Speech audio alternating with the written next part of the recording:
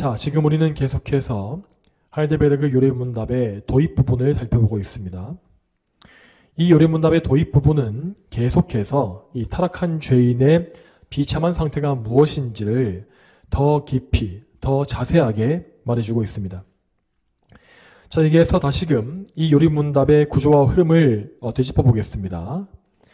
이 하이델베르그 요리문답의 맨 처음에 나오는 제1문과 2문을 다시 보게 되면 우리는 우리의 유일한 위로가 오직 하나님께만 있다는 사실을 거기서 알게 되었습니다. 하나님께서는 오직 예수 그리스도를 통하여서 죄인들을 구원하시며 그들이 그리스도 안에 살게 하심으로 그리스도 안에 있는 참된 위로를 그들에게 주시죠. 이렇게 참된 위로자 되시는 예수 그리스도를 먼저 소개한 이후에 이 요리문답은 제3문서부터 그리스도의 위로를 받지 못한 상태에 있는 죄인이 얼마나 비참한 존재인지를 가르치는 것입니다. 여러분, 이 비참함이란 것은 어떤 인간의 생각이나 인간의 의견에 따라서 말하고 있는 비참함이 아닙니다. 하이델베르그 요리문답은 오직 성경의 말씀을 근거로 해서 죄인의 비참함이 무엇인지를 가르칩니다. 자, 그런데 참으로 놀랍게도 죄인들은 자기가 비참한 상태에 있다는 것 자체를 모른 채로 살고 있습니다. 자, 이렇게 그들이 자신의 비참함을 모른다는 이 사실은 죄인의 상태를 더욱더 끔찍하게 만듭니다. 자, 그들은 자신의 죄와 타락 때문에 하나님의 진노 아래 살면서도 끊임없이 정작 자기의 비참함을 알지 못하고 또 부인하고 있습니다. 분명 그들은 수많은 고통과 무시무시한 공포 가운데 있지만 계속해서 하나님을 멀리하고 이 세상의 정욕을 통해서 자기의 양심을 마취시키면서 일시적인 즐거움 가운데서만 사는 것입니다. 이처럼 모든 죄인은 태어나면서부터 하나님에 대해서 죽어있고 영적으로 마비되어 있는 문둥병자와 같은 아무런 소망 없는 상태에 있습니다. 그러므로 모든 죄인은 하나님의 이 살아있고 거룩한 율법을 통하여서 영적인 잠을 깨야만 합니다. 이 깊은 잠은 오직 성령께서만 깨우실 수 있는 것인데 성령께서는 율법을 선포하는 이 거룩한 교회의 사역을 통하여서 죄인들을 깨우치는 역사를 행하십니다. 자, 그러므로 교회는 계속해서 삼위 하나님의 구원 사역에 전적으로 의지하는 가운데에서 성경의 진리를 있는 그대로 선포하는 그 사명에 충실해야 하는 것입니다. 이러한 사역에 충실할 때에만 교회는 성령님을 통하여 참된 구원의 열매를 맺을 수 있고 그리고 그리스도의 몸이라고 하는 그 역할을 온전히 감당할 수가 있는 것이죠. 자, 그리고 지난주에 살펴봤던 요리문답은 제6문에서 제8문이었습니다. 거기서 우리는 인간이 처음 창조되었을 당시에 무죄한 상태가 무엇인지를 배웠습니다. 그리고 인간 본성의 부패와 타락이 오직 아담과 하와의 범죄에서 나온 것이라는 사실도 보았지요. 다시 말해서 인간의 타락과 그로 인한 무능함은 모두 인간의 책임이라는 것입니다. 모든 인간은 아담 안에서 함께 타락하여 다 함께 죄인이 되었으므로 그들은 본성적으로 하나님을 미워하게 되었습니다. 그리고 그들은 본성적으로 완전히 부패하고 타락해서 하나님이 보시기에 하나님의 기준에서 그 어떤 선한 일도 행하지 못하는 상태가 되고 만 것입니다. 죄인은 오직 죄를 사랑하며 죄 가운데 거하기만을 원하고 하나님께 돌아가는 것을 절대 원치 않습니다. 그러므로 그러한 죽은 상태의 죄인을 구원하기 위해서는 그들의 옛 본성을 폐하시고 새로운 피조물로 재창조하시는 하나님의 능력이 필요한 것입니다. 자, 이 하나님의 사역이 바로 성령이 행하시는 거듭남의 일입니다. 죄인은 오직 성령으로 말미암아 그 속사람이 새롭게 태어나야 하고 동시에 타락한 옛사람을 그리스도와 함께 십자가에 못 박아 죽여야 합니다. 이러한 거듭남, 중생이 없이는 그 누구도 영생을 얻지 못합니다. 자, 그러면 이제 여기에 이어지는 요리문답을 계속 보겠습니다. 자, 오늘 보게 될 요리문답은 제9문에서 제11문까지입니다. 제가 질문하면 여러분께서 답해 주시기 바랍니다. 먼저 9문입니다. 인간이 실행할 수도 없는 율법을 지키도록 요구하는 것은 하나님께서 인간에게 잘못 행하시는 것이 아닙니까? 절대로 그렇지 않습니다. 하나님께서는 인간이 율법을 지킬 수 있도록 만드셨습니다. 그러나 인간이 마귀의 선동에 의해서 의도적 불순종을 함으로 자신과 자신의 모든 후손에게서 율법을 지킬 수 있는 능력인 하나님의 선물을 박탈시켰습니다. 자, 제 신문입니다. 하나님께서는 이러한 인간의 불순종과 배교를 처벌하지 않은 상태로 허용하실 것입니까? 그것은 분명히 아닙니다. 하나님께서는 우리의 원죄는 물론이거니와 우리의 자범죄를 지독히 싫어하십니다. 따라서 하나님께서 공정한 심판으로 그것들을 현재에서 그리고 영원히 처벌하실 것입니다. 하나님께서는 갈라디아서 3장 10절에서 다음과 같이 선언하셨습니다. 율법의 행위에 속한 자들은 누구든지 저주 아래에 있다. 이는 율법책에 기록된 모든 것을 항상 지켜 행하지 않는 사람은 누구든지 저주를 받는다 라고 기록되었기 때문이다. 네, 11문입니다. 그렇다면 하나님께서는 자비로운 분이 아닙니까? 하나님은 자비로운 분이십니다. 그러나 한편으로 공의로운 분이시기도 합니다. 따라서 하나님의 공의는 가장 높으시며 어미로우신 하나님께 대항하여 저지른 죄에 대해 몸과 영혼이 영원한 심판을 받아야 할 것을 요구하고 있습니다. 아멘. 자, 오늘 배우게 될 요리문답은 이 죄인의 비참함이라는 주제의 마지막 부분입니다. 이 할리베르그 요리문답은 이 제3문에서 제11문까지가 이 위로받지 못한 죄인의 비참함을 다루고 있습니다. 자, 이 주제가 끝난 이후에 다음으로 이어지는 주제는 이 비참한 죄인들을 구원하시는 유일한 구원자 예수 그리스도와 또한 삼위 하나님에 대한 것입니다. 자, 다시금 오늘 요리문답에 돌아와서 오늘 말씀의 주제인 제9문에서 11문은 자, 이 내용은 이것입니다. 자, 죄인들이 성경의 진리에 대해서 던지게 되는 자연스러운 질문이 여기에 나와 있는 것입니다. 자, 이러한 질문들은 이 성경적으로는 전혀 합당하지 않은 질문이지만 구원받지 못하고 타락한 죄인들의 입장에서 보기에는 그들이 보기에는 너무나 당연하게 도출되어지는 합리적인 질문으로 보일 것입니다. 먼저 제9문은 이 죄인의 무능함에 대해서 알게 된 어떤 사람이 던지고 있는 질문을 보여줍니다. 그는 여기에서 죄인을 심판하시는 하나님의 공의가 과연 올바른 것인지를 묻고 있지요. 자, 그런데 이 질문은 성경적인 교회들이 죄인들로부터 가장 많이 받는 공격 중에 하나일 것입니다. 그들은 하나님을 원망하면서 말하기를 하나님께서 모든 사람을 죄인으로 태어나게 하신 것인데 어떻게 그러면 인간을 심판하실 수 있느냐라고 묻습니다. 자, 이에 대해서는 이미 지난주 설교에서 그 답변이 될 수 있을 만한 내용을 모두 다룬 바 있습니다.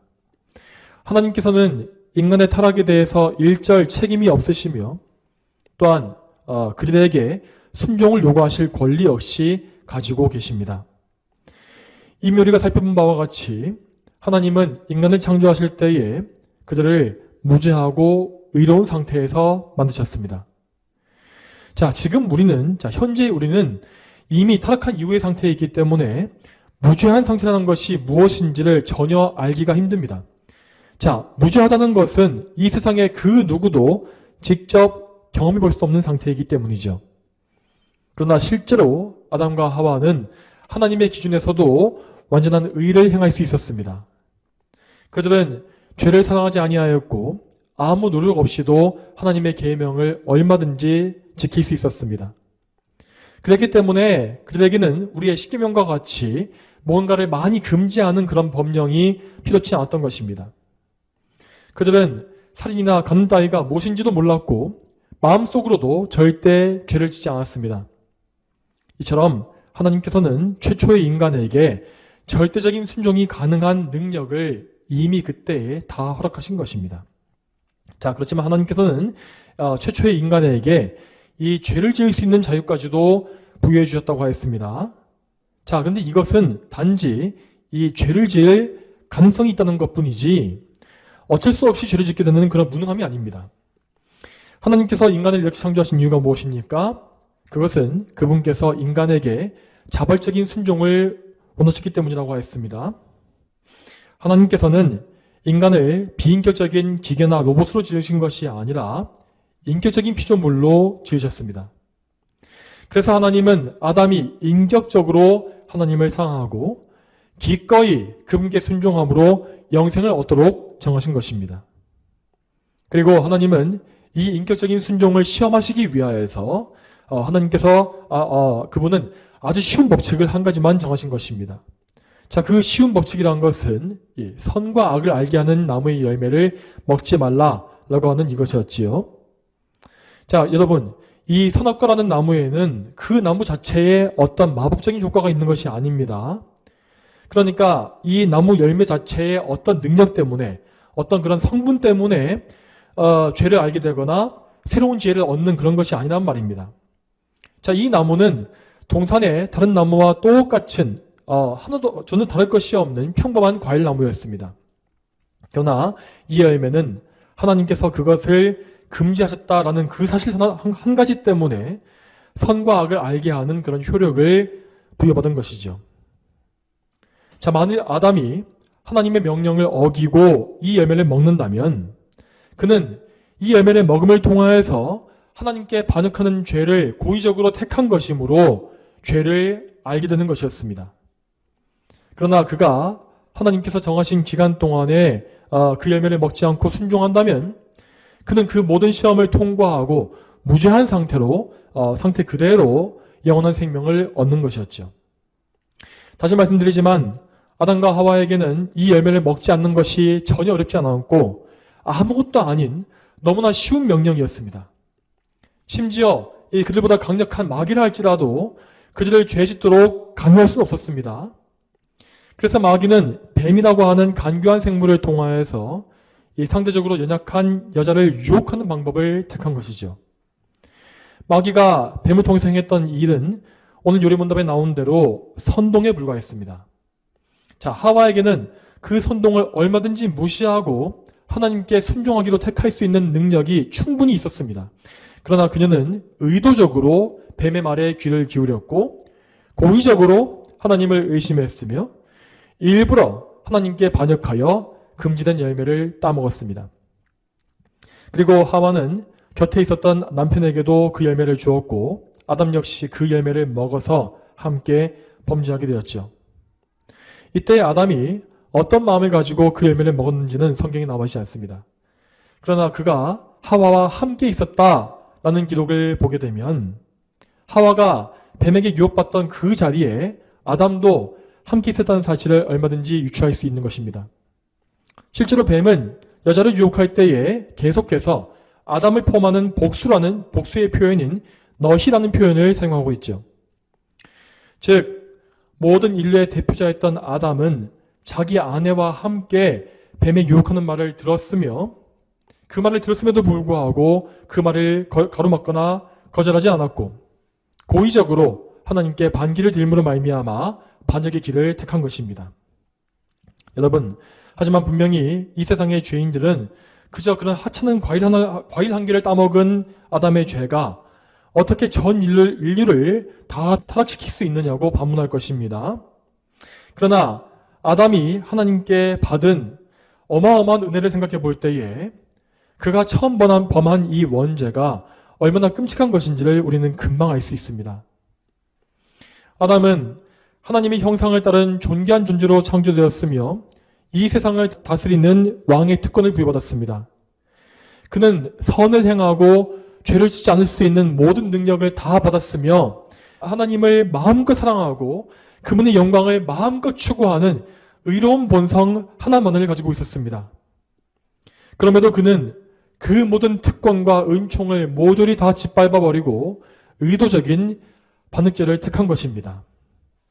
그리고 아담은 언약의 머리로서 모든 인류를 대표하는 자였으므로 그의 원죄를 모든 후손이 전가받고 함께 타락하게 된 것이죠. 자, 또한 하나님께서 모든 죄인에게 율법 준수를 요구하시는 이유는 행위 언약의 원리 때문이라고 배운 바 있습니다. 행위 언약은 아담이 하나님과 맺은 언약으로서 그의 순종을 조건으로서 사망과 생명을 가르는 언약입니다. 아담이 범죄함으로써 어긴 언약이 바로 이 행위 언약인 것입니다. 그렇지만 아담이 이 행위 언약을 어겼다 할지라도 하나님이 주신 언약은 그대로 남아 있습니다. 왜냐하면 이 언약은 영원하신 하나님과 맺은 언약이기 때문이죠. 지금 이 타락한 죄인들이 매우 비참한 상태에 있는 이유는 그들이 죄로 타락했음에도 불구하고 여전히 행위 언약 안에 있기 때문입니다. 다시 말해서 모든 죄인들은 율법을 지킬 능력은 없는데도 불구하고 율법 준수의 의무는 가지고 있습니다.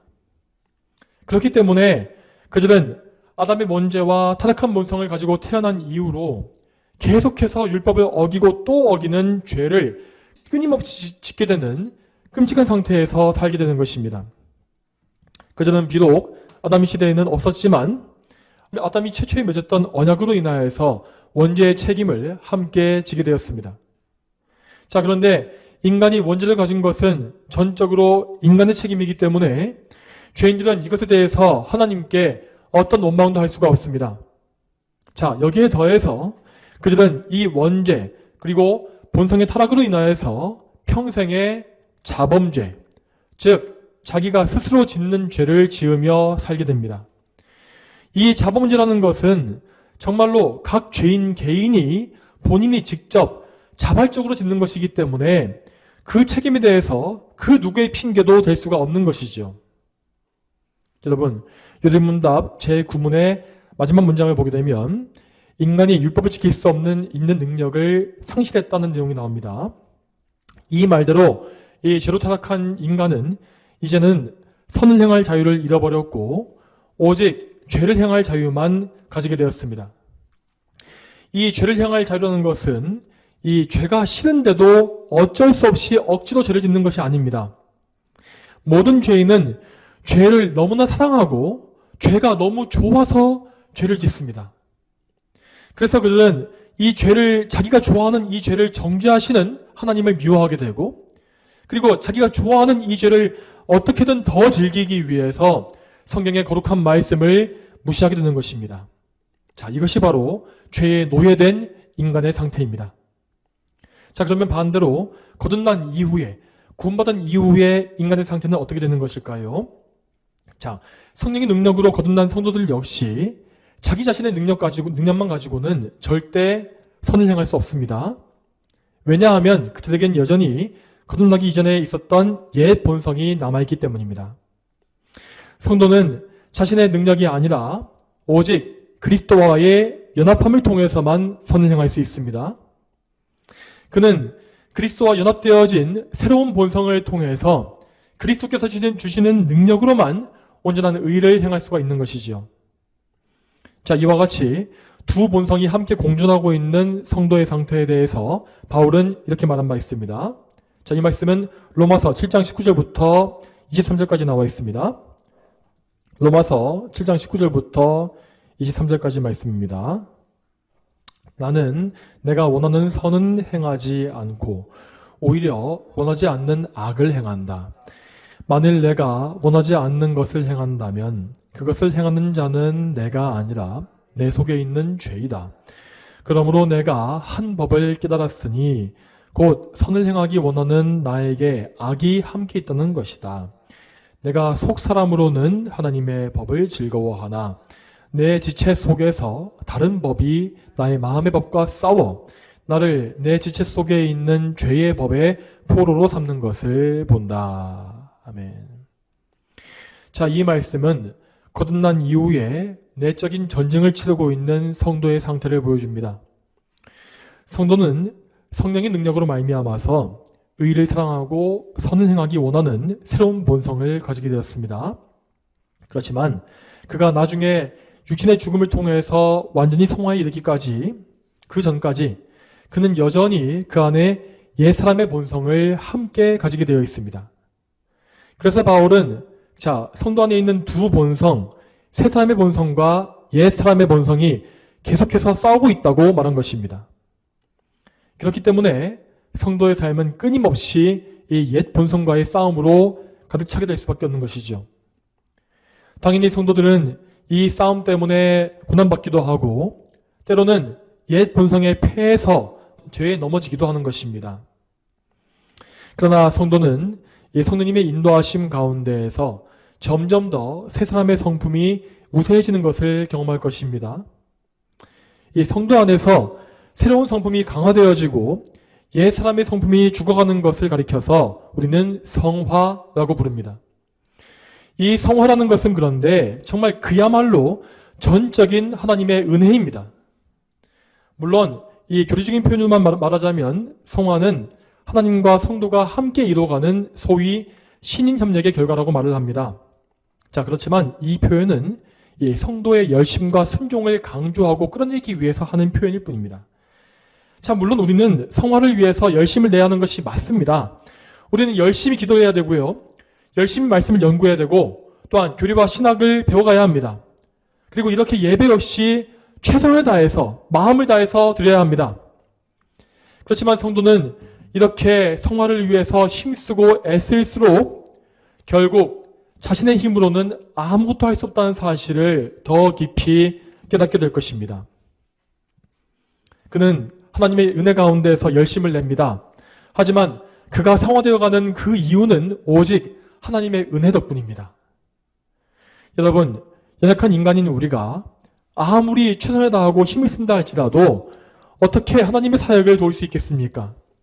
우리의 노력이 어떻게 하나님의 그 크신 팔에 그 힘에 힘을 보탤 수 있겠습니까? 사실 우리의 열심이라는 것은 오히려 하나님의 입장에서 보기에는 방해가 되는 경우가 더 많습니다.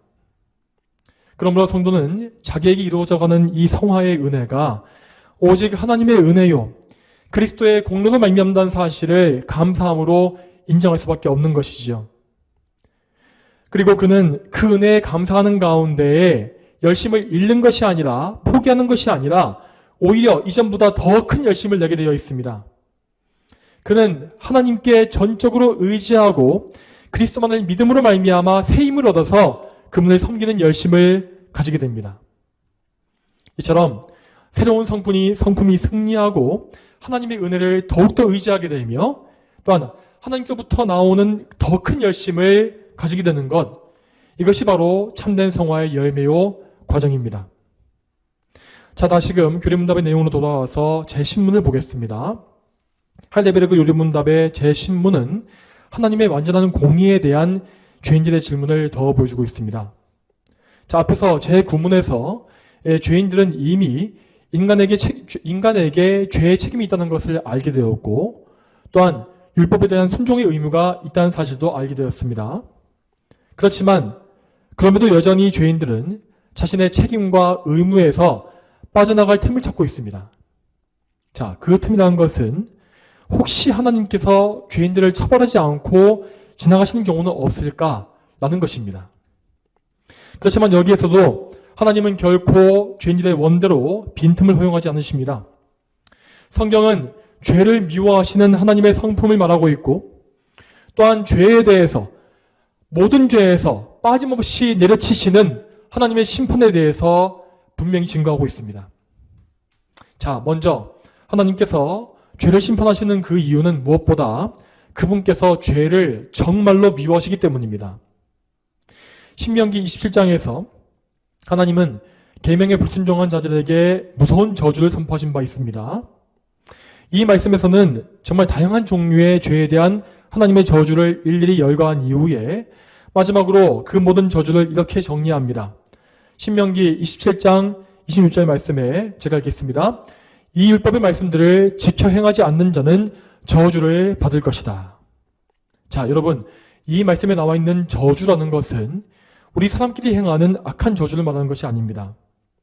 우리 인간에게는 직접 재앙을 내릴 능력이 없기 때문에 누군가를 저주한다는 것은 그에게 불행이 생기기를 기원하는 것에 불과합니다. 그러나 하나님은 누군가를 악하게 미워해서 불행을 기원하는 그런 치사한 분이 아닙니다. 그분은 의로운 심판주로서 모든 죄악을 공의롭게 미워하시며 그래서 그 죄를 짓는 모든 자에게 합당한 심판과 형벌을 내리십니다. 심판주이신 하나님께서 죄인에게 내리시는 공의로운 형벌, 그것이 바로 하나님의 저주인 것이죠. 이처럼 죄에 대한 하나님의 이 형벌과 저주는 하나님께서 죄를 얼마나 혐오하신지를 잘 보여주고 있습니다. 자, 그리고 하나님께서 죄를 미워하시는 그 이유는 그분의 성품과도 깊은 연관이 있는 것을 알아야 합니다. 자, 하나님의 속성과 성품 중에는 공의로우심이 있습니다. 이 공의라는 것은 모든 것을 판단할 수 있는 절대적인 기준을 의미합니다.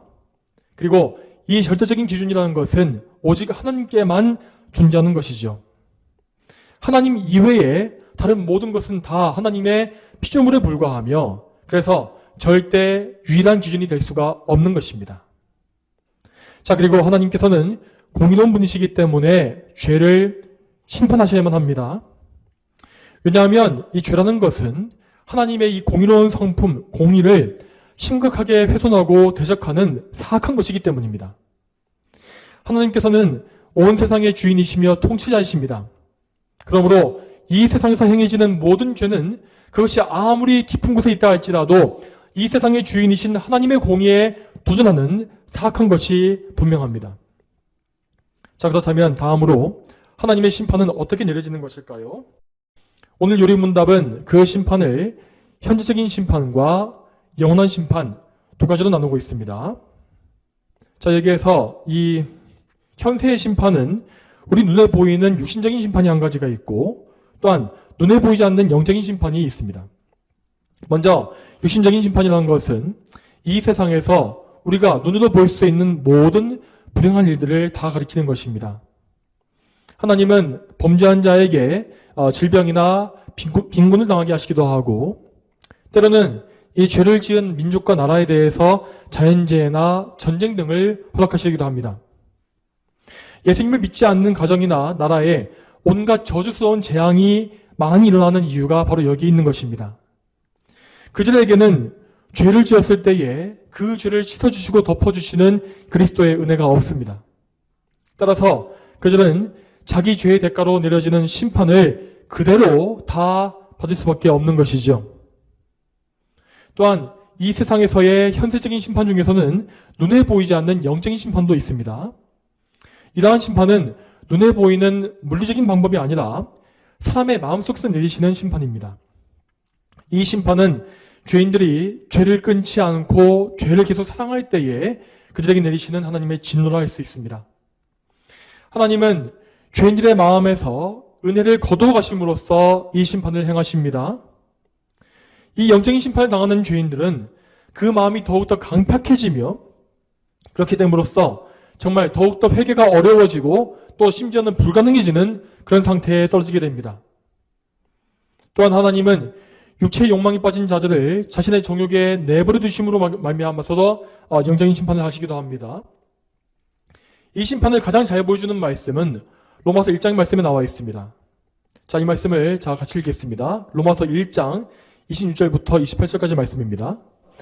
그러므로 하나님께서 그들을 부끄러운 욕심에 내버려 두셨으니 여자들이 자연스러운 관계를 부자연스러운 관계로 바꾸었으며 이와 같이 남자들도 여자와의 자연스러운 관계를 버리고 서로를 향하여 욕정에 불타 남자가 남자로 더불어 부끄러운 일을 하여 그들의 잘못에 상당한 보응을 그들 자신이 받았다. 또한 그들이 하나님을 인정하기 싫어하므로 하나님께서 그들을 버림받은 마음에 내버려 두셔서 합당하지 않은 일을 하게 하셨다. 자, 이 말씀은 하나님께서 죄인들을 그들의 정욕에 내버려 주실 때에 어떤 일이 벌어지는지를 잘 보여주고 있습니다. 자, 여러분, 우리는 버림받은 불신자들에게도 하나님의 놀라운 은혜가 부어주고 있다는 사실을 알아야 합니다.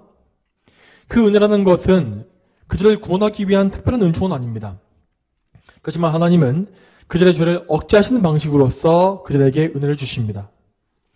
이러한 은혜 덕분에 죄인은 마귀의 수준까지 악해지지 아니하고 어느 정도 선해 보이는 삶을 살 수가 있는 것이죠. 그렇지만 죄인이 죄를 계속해서 사랑하고 더욱더 악독하게 하나님을 거역할 때에 하나님은 그에게서 죄를 억제하시는 은혜를 점점 더 거두어 가십니다. 방금 읽었던 로마서의 구절은 은혜를 거두시는 하나님의 심판이 그것이 죄인의 잘못에 대한 합당한 보응이라고 말씀하고 있습니다. 이처럼 사악한 죄인들은 이 땅에서부터 이미 하나님의 영적인 심판을 받음으로써 더 이상 회개할 수가 없는 극심한 죄에 빠지게 되는 것입니다. 여러분, 죄인들은 이 현세에서의 심판을 무척 무서워하고 자기 인생에 행복이 있기를 바라고 있습니다. 자, 그렇지만 현세의 심판이 진짜 무서운 이유는 그것이 곧 영원한 심판으로 이어진다는 사실 때문입니다. 이 땅에서 심판받을 때에도 죄를 회개하지 않는 죄인들은 장차 자기의 죄 때문에 영원한 심판에 떨어질 것입니다.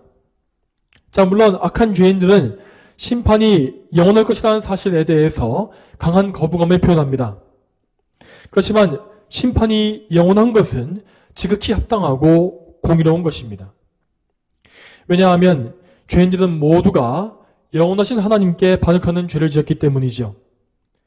만일에 하나님께서 우리와 똑같이 유한하시고 영원하지 않은 분이라면 금기 짓는 죄의 대가 역시 유한할 것입니다. 그렇지만 죄인들은 무한하고 영원하신 하나님께 죄를 지은 것이기 때문에 그 죄의 대가를 감히 측량할 수가 없는 것입니다. 그래서 성경은 이 영원한 심판에 대해서 영원한 불의 형벌, 둘째 사망, 불못, 무적행 등의 무서운 표현을 사용하고 있습니다. 이러한 표현은 결코 그저 문학적인 상징이 아닙니다. 실제로 죄인들은 꺼지지 않는 불, 이 장투적인 지옥에 떨어져서 육체와 영혼의 무한한 고통을 당하게 될 것이며 그 형벌은 절대로 영원히 끝나지 아니할 것입니다. 하지만 이러한 형벌은 절대 가혹한 것도 아니고 부당한 것도 아닙니다. 지옥에 떨어진 죄인들은 자기가 받는 심판이 매우 당연하고 합당하다는 사실을 영원히 그 안에서 인정할 수밖에 없는 것입니다. 자, 물론 이처럼 무서운 심판에 대한 말씀은 이 불신자들과 죄인들의 심기를 불편하게 만들 것입니다. 그래서 현대의 기독교는 대체로 영원한 심판과 지옥에 대한 말씀을 거의 말하지 않고 있지요. 하지만 우리는 지옥의 끔찍함을 불평하기 전에 인간의 죄가 얼마나 끔찍하고 사악한 것인지를 생각해야 합니다.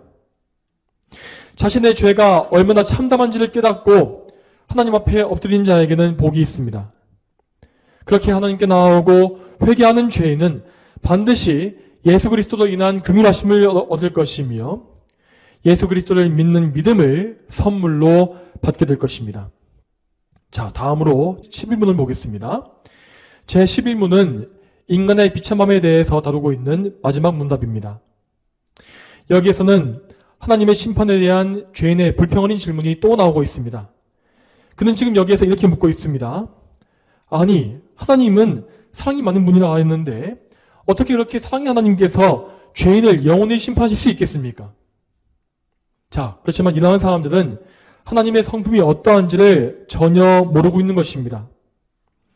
하나님은 분명히 사랑과 인자하심이 무한하신 분입니다. 그렇지만 그 사랑이란 것은 결코 하나님이 소유하신 다른 성품을 훼손하거나 제한하지 않습니다. 하나님은 사랑의 하나님이시면서 동시에 공의의 하나님이십니다. 앞에서 살펴보았던 제 신문에서 우리는 하나님의 심판이 어떠한지를 잘 살펴봤습니다. 자, 그런데 우리가 이러한 심판만을 계속 보게 된다면 하나님은 현세에서나 내세에서나 오직 공의로서 진노와 심판만을 내리시는 분인 것으로 오해하기가 쉽습니다. 자, 물론 장차 내세에서 내려지는 영원한 심판에는 더 이상 그분의 자비가 없습니다. 영원한 심판에는 오직 하나님의 공의만이 남아있으며 더 이상 죄인에게 어떠한 기회도 주어지지 않습니다.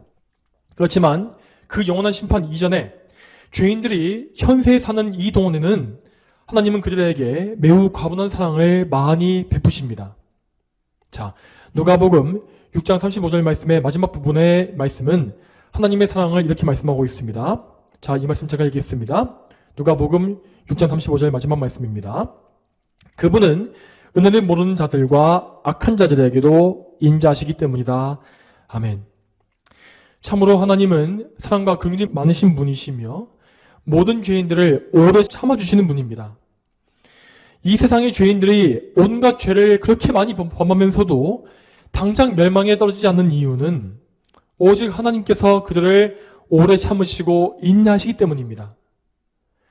여러분, 우리는 절대 죄인을 참아주시는 하나님의 사랑을 가볍게 여기지 말아야 할 것입니다. 자, 우리가 다른 사람과의 관계 속에서 당하는 경우를 생각해 보게 되면 하나님의 인내하심이 얼마나 크신지를 우리는 금방 알 수 있을 것입니다. 예를 들어서 우리보다 훨씬 어린 손 아랫사람이 우리에게 아주 함부로 말하거나 아주 무례한 행동을 한다고 생각해 보시기 바랍니다. 그것도 우리가 그에게 잘못한 것이 전혀 없고 오히려 그에게 온갖 좋은 것을 주고 한없이 은혜를 베풀고 또 베풀었는데 그렇게 무례하게 행동한다면 우리가 그를 얼마나 참아줄 수 있겠습니까? 아마도 우리는 당장에 화를 폭발시키거나 아니면 즉시 그 사람과의 관계를 끊어버릴 것입니다. 자, 그렇다면 하나님은 어떠하시겠습니까? 하나님과 우리 죄인 사이의 간격이 얼마나 큽니까? 무한하고 영원하신 하나님 앞에서 우리 죄인들은 그저 벌레반도 못한 존재에 불과합니다.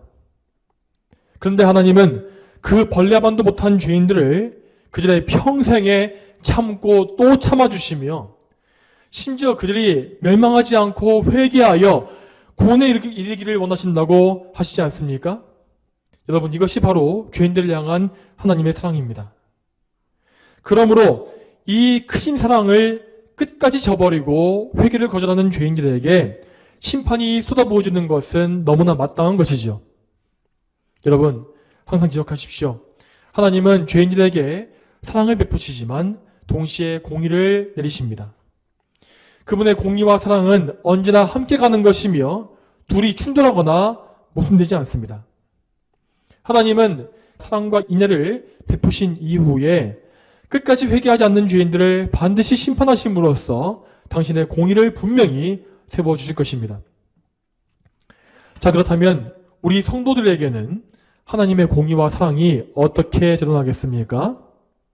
자, 하나님께 선택을 받고 구원으로 예정된 사람들은 사실 심판으로 예정된 사람들과 본성상으로는 아무런 차이가 없습니다.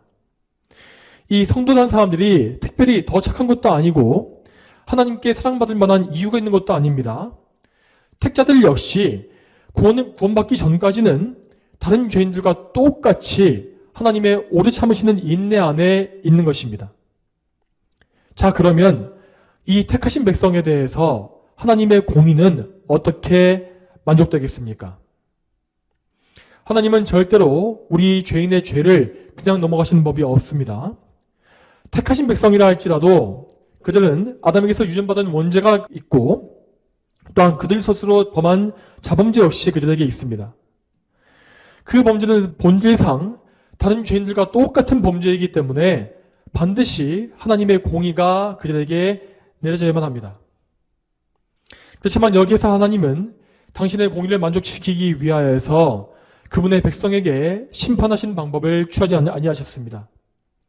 그 대신 그분은 당신께서 가장 사랑하시는 독생자 예수 그리스도에게 그 모든 공의의 심판을 다 쏟아부으신 것입니다.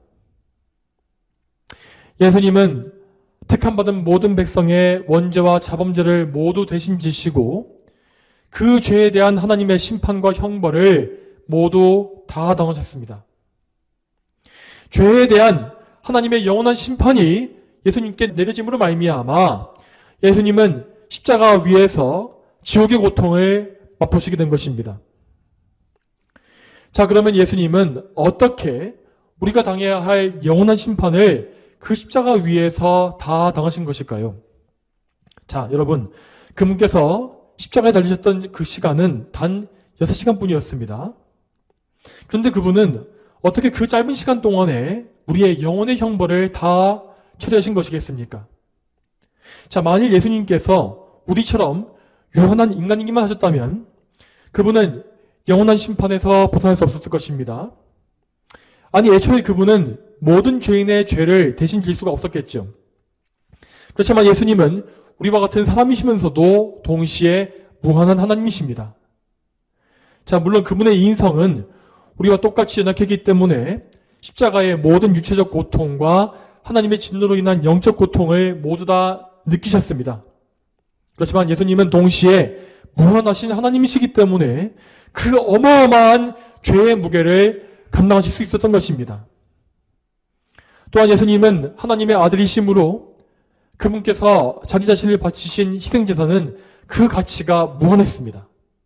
따라서 예수님은 십자가상에서의 짧은 시간 동안에 모든 성도들의 영원한 형벌을 모두 처리하실 수 있었던 것이죠. 여러분, 성도인 우리는 항상 우리가 어떤 상을 받았는지를 생각해야 합니다. 우리는 참으로 아무런 자격이 없는 비참한 죄인이었으나 하나님께서는 우리를 길이 참아주셨고 결국 우리에게 놀라운 구원의 은혜를 베푸셨습니다. 우리 주 예수 그리스도께서 우리 때문에 십자가에 못 박혀 죽으셨고 우리는 예수 그리스도의 공로로 말미암아 죄의 용서를 받았으며 하나님과 화평을 누리게 되었습니다. 우리가 참으로 거듭났다면 그리고 예수 그리스도를 믿음으로 진정 믿음으로 믿고 있다면 우리는 이 놀라운 은혜에 대해서 영원히 감사하고 감사해야 할 것입니다. 그 외에 우리는 달리 할 일이 없습니다. 또한 우리는 지금도 우리를 여전히 참아주고 계시는 하나님의 은혜를 깊이 생각해야 합니다. 지금도 우리는 여전히 옛사람의 본성을 가지고 있고 그것으로 인하여 수많은 죄를 지으며 살고 있습니다. 그러나 하나님은 그리스도 안에서 우리를 참아주시며 그리스도의 보혈로 우리를 씻어주셔서 우리를 하나님 앞에 살게 해주십니다. 여러분, 우리는 항상 이 한량없는 은혜에 감사해야 합니다. 자, 특히 우리는 하나님의 인내하심을 핑계로써 죄를 맛보려고 하는 우리의 본성을 늘 주의해야 할 것입니다.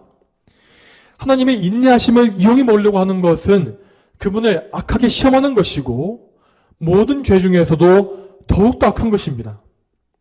우리가 참된 성도라고 한다면 절대 이러한 죄에 넘어지지 않게끔 늘 주의하고 또 주의해야 하는 것이 마땅합니다. 그리고 무엇보다 우리는 언제나 우리 자신을 낮추고 하나님의 은혜에만 전적으로 의지해야 합니다. 성도들은 성령으로 거듭난 새로운 본성을 선물 받았지만 그렇다고 해서 우리의 능력으로 선을 행할 능력이 있는 것은 아닙니다. 앞서 말씀드린 바와 같이 우리는 예수님과의 연합관계 속에서만 선을 행할 수 있습니다. 예수님 안에서 예수님의 능력으로 말미암아 우리는 그때에만 하나님 마음에 합한 의를 행할 수 있는 것입니다. 이것을 반대로 말하자면 우리는 하나님의 은혜 없이 그리스도 없이는 정말 아무것도 아닌 비참한 존재에 불과한 것이죠. 하나님의 은혜가 거두어질 때 우리는 우리 안에서 우리의 옛 본성이 다시 살아서 날뛰는 것을 즉시 보게 될 것이며 우리가 과거에 어떤 존재였는지를 다시 맛보고 알 수 있게 될 것입니다. 그러므로 사랑하는 성도 여러분, 이 땅에 사는 동안에 날마다 그리스도께 의지하시고 그분의 은혜를 계속해서 구하십시오. 또한 우리가 받은 바 은혜를 생각하시면서 이 세상의 죄인들을 긍휼히 여길 수 있는 마음을 달라고 주님의 도우심을 구하시기 바랍니다. 나에게 베푸신 그 놀라운 구원의 은혜를 저 죄인들에게도 똑같이 베풀어 달라고 그들 역시 예수 그리스도의 공로로 말미암아 새 생명을 얻게 해달라고 그렇게 간구하고 또 간구하시기 바랍니다. 성도 여러분, 성경의 율법이 죄인들에 대한 심판을 선포하시는 이유는 그들을 회개하고 구원에 이르게 하시기 위함이라 했습니다. 저와 여러분이 이 사실을 알므로 말미암아서 우선은 우리 자신부터가 항상 회개의 삶을 살게 되기를 소망합니다. 그리고 이 가운데서 더 나아가서 우리 주변의 죄인들이 회개해서 구원을 얻을 수 있도록 그들을 위해서 열심으로 기도하며 복음을 전파하는 그런 복된 성도의 인생을 살게 되기를 축복합니다. 다 함께 기도하겠습니다. 하나님 아버지, 오늘도 할데베르크 요리문답의 이 교리와 가르침을 통하여서 이 죄인인 인간이 얼마나 비참한 상태에 있는지를 더 깊이 알게 하심에 감사드립니다. 하나님, 우리는 과거에 이러한 비참한 상태에서 예수 그리스도의 공로로 말미암아 구원을 받았고 하나님의 은혜 가운데에서 살게 되었지만 하지만 그럼에도 불구하고 여전히 우리에게 옛사람의 본성이 남아있음으로 말미암아 정말 시시때때로 하나님 앞에 죄를 짓는 그런 비참한 모습이 있는 것을 고백할 수밖에 없습니다. 하나님, 하지만 그리스도께서 우리를 위해서 죽으신 그것은 그저 우리를 겨우겨우 죄에서 구원하시기 위한 것이 아니라 우리를 죄에서 구원하신 이후에 우리와 연합해 주시고 또한 그 그리스도와의 연합관계 속에서 하나님의 잃어버린 형상을 회복하시는 우리를 거룩하게 하시는 그 은혜를 우리에게 부어주시기 위함임을 저희는 믿습니다.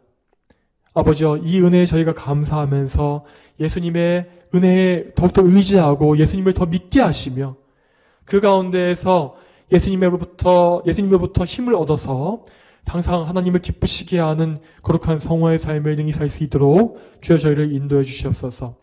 감사드리옵고 예수님의 이름으로 기도 올립니다. 아멘.